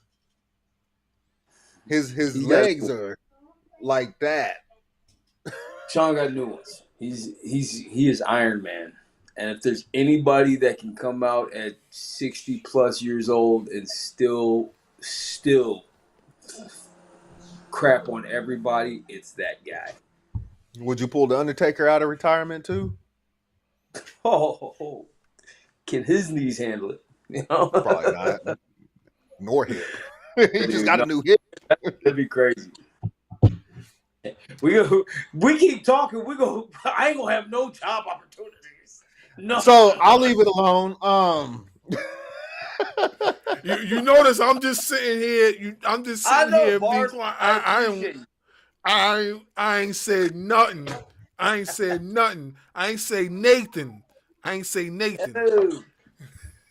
What is the best piece of advice that you've gotten from another wrestler? Don't be afraid to be self. I've heard that before, actually. I've definitely heard that before. I feel like in an industry like that, you almost have to be selfish. You do. It's sports and it's entertainment. Those are the two most selfish walks of life that you could be in. You know, sure, in sports, a lot of times you're a part of a team, but Michael Jordan still wants to be better than Dennis Rodman. You know what I mean? Like, yeah, we got to work together, but if you think I'm passing you the ball, good luck. I know that's right, because you know he didn't trust nobody. I don't even think he really truly trusts Scottie Pippen. No, he did. I mean, he said as much. You're right. Is there? So he asked about a locker room story, and you said you couldn't say anything. Mm-hmm. Is there a funny locker room story that you could tell? A funny one. I mean, I've seen a couple fights that were funny. I'd say.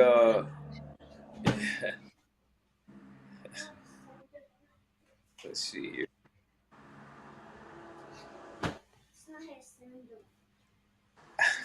The fights are the ones that come to mind.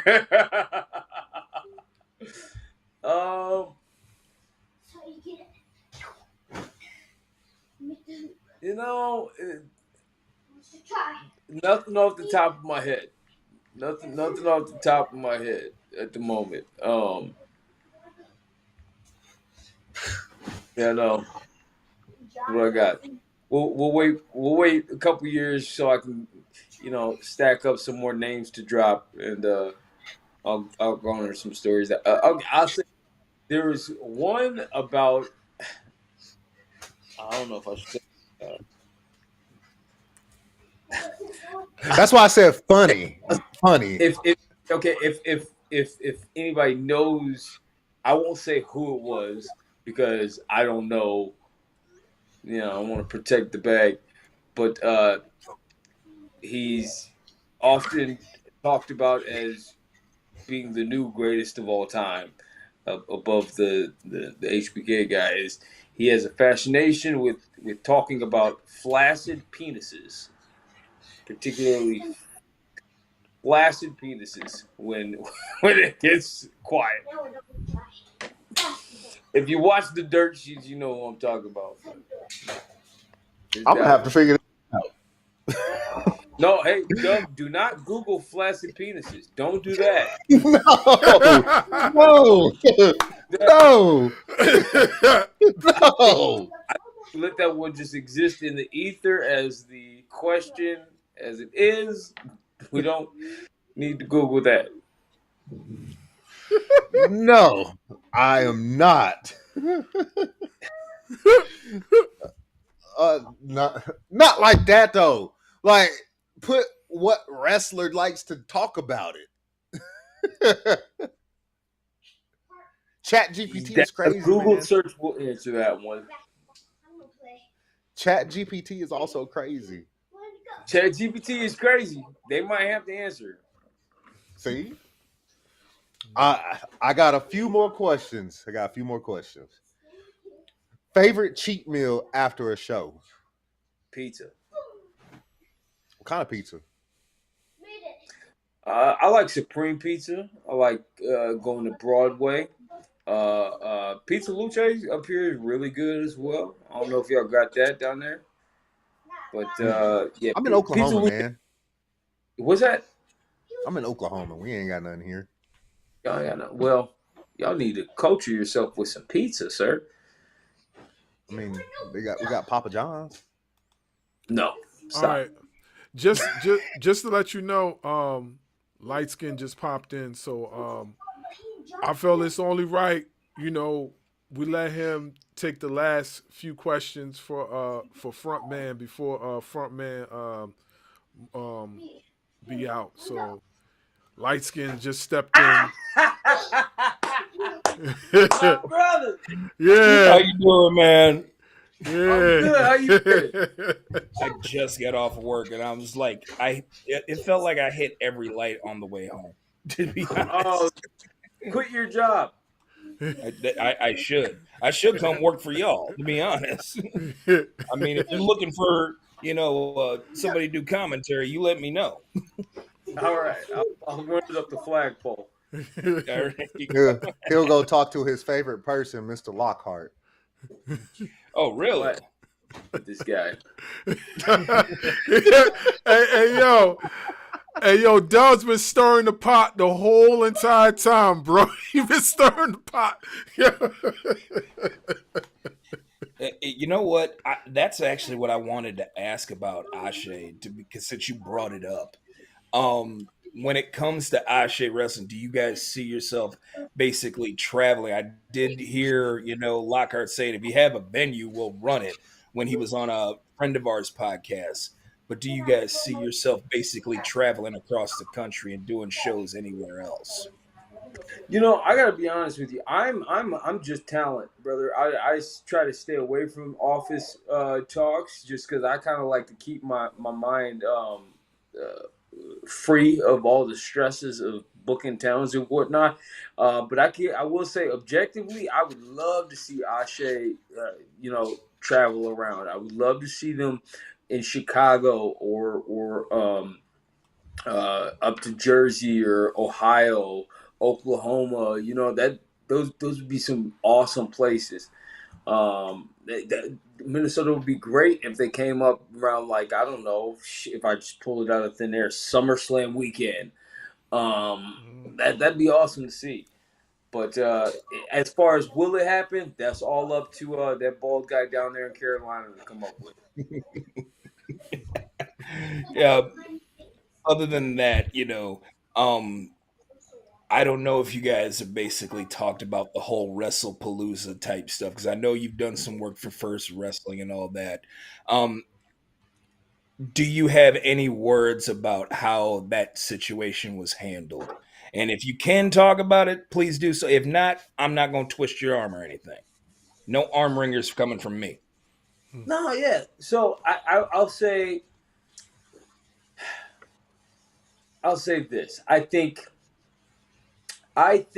that First Wrestling had a really good idea, and I think that another company really liked that idea. I think that one party's not so happy about it, rightfully so. But the way I see it is much like how competition is just good for any walk, particularly in pro wrestling. I also think that name recognition is good across the board, no matter what. So sure, the big bad bully is using the name of the mom and pop shop to garner some notoriety for a pay per view featuring Matt. But that also means that the name that's here at home base is going to be more familiar with more people. Um, I was having this conversation with my brother, and we were talking about SZA, and she's got this album called Control, and I was like, that's crazy to have an album called Control when Janet Jackson has an album called Control that was massive, right? It's kind of like renaming an album Thriller. Like, dude, it's you can't do that. I think there's a part of me that feels the same way when it comes to WrestlePalooza, but ECW also had WrestlePalooza first, so we're at a Mexican standoff here. Who's gonna give up the name? Who's gonna move on? And I challenge the big guys to put on a card the quality of a WrestlePalooza that features Brian Keith versus Frontman Jah, because I know that First Ave has that under the belt, and I don't think that the other guys do. It's a match that I definitely loved watching. Definitely. So, one last question I have for you before you head up out of here. The talk about retirement tours. I have my personal feelings towards how I feel about John Cena's retirement tour and the retirement tour of Hiroshi Tanahashi. I'm not going to ask about your feelings about that. I know you're very young. You ain't even thinking about that. But if you were to have a retirement tour, give me 3 opponents that you would want to book yourself to face along that retirement tour. Oh yeah, it's so early to say. It's so early to say. I mean, if I'm pulling them out of complete thin air, I'd say Randy Orton, I'd say Seth Rollins, and I would say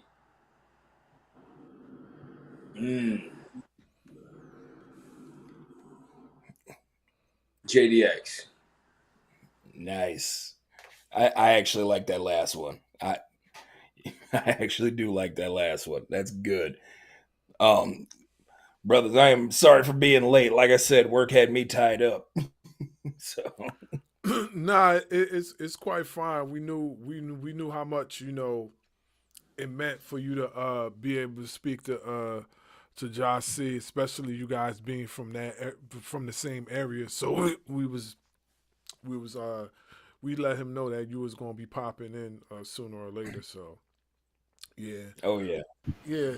But we appreciate your time and your patience for tapping in with us. We really do. We really do. I mean, it was hilarious. It was a pleasure, to have you. Like, I got a question. I got a question. And I don't know if Dub asked this. And one more question. Are you in character right now, or I did ask that. He didn't answer it. Oh, you didn't answer it. Oh, okay. All right. Okay. All right. So, all right. I guess we got my. Because you remember, I asked him about the promo work. And I said, I can't tell if this is actually you or you cutting the promo on us. So he said, next question. Yeah. So all right. So yeah, I got it. Okay. I mean, gentlemen, that's the beauty of professional wrestling. I mean, we often talk about the fact that kayfabe is often dead thanks to social media. there are individuals who do their best to make sure that they keep it alive. So they really don't know, hey, am I getting this person or am I getting that? Am I getting Denard Ramon or am I getting the light-skinned Gaijin? Makes sense. And we appreciate it too. We Because appreciate this interview has been fire. Yeah, it's been I do have one question that I always end our shows with. If you could see one person on the Ring Ropes and Turnbuckle podcast, who would it be? But you have to help us get that person on the show.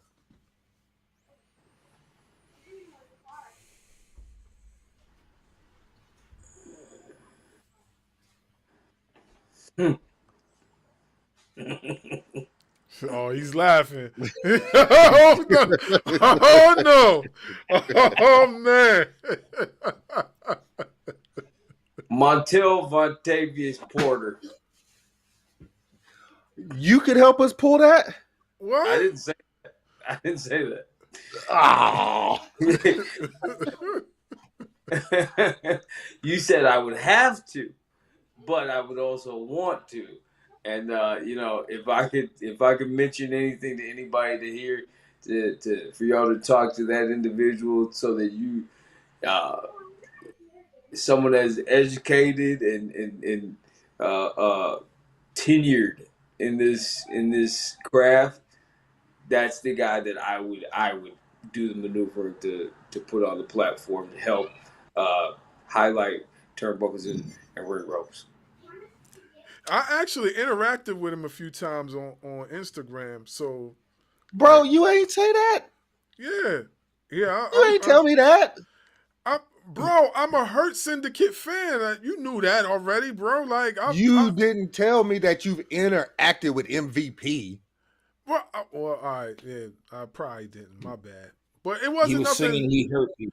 But but it was just something brief. You know what I'm saying? Like he's very active on social media, so he definitely comments. Like if he sees something interesting, he'll definitely say something back to you.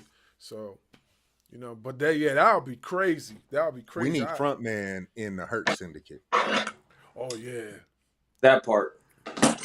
That would be dope. That would be dope. I could definitely see that. I definitely see that. Yeah. That's it. He can pull off the suit. He could. He can pull off the suit. Mm-hmm. I clean up all right. He could. Yeah. I definitely could see it for sure. I definitely could. Yeah. I mean, think about it. His technicality mixed with Bobby's power, mixed with Shelton's athleticism. How do you go wrong? And then you got MVP as the mouthpiece. Where do you go wrong at? No, you can't really go wrong nowhere. And this guy don't really need MVP as a mouthpiece. He can talk for himself. Thank you.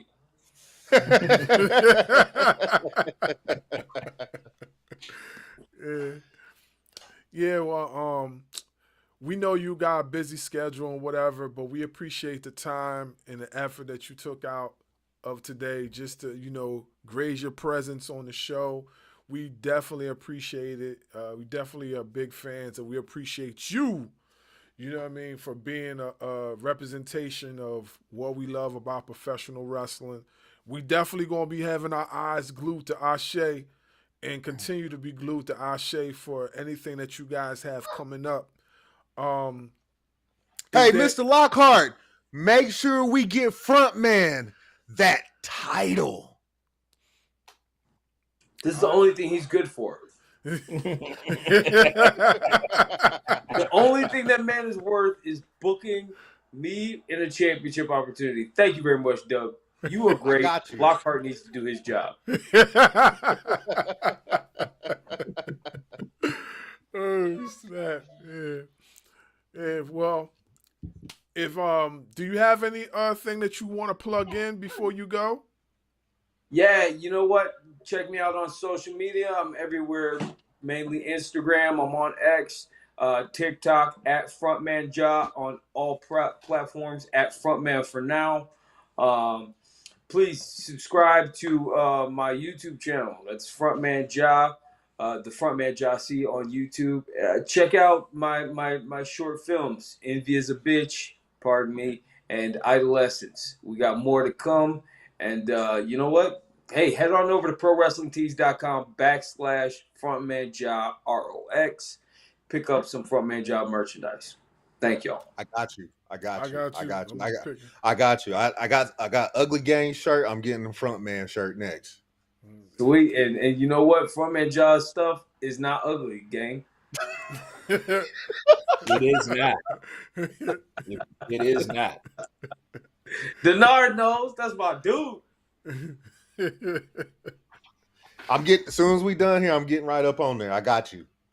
Appreciate you. And with that being said, this is your boy, the insightful one, S. Got Bars Wrestler Media, along with the dynamic Salute, Darkwing Dub, special guest panelists, Light Skin Gaijin, special guest, the front man, future ASE champion, Jah C. We'll be back with another one. Sayonara. Adios, muchachos. Thank you.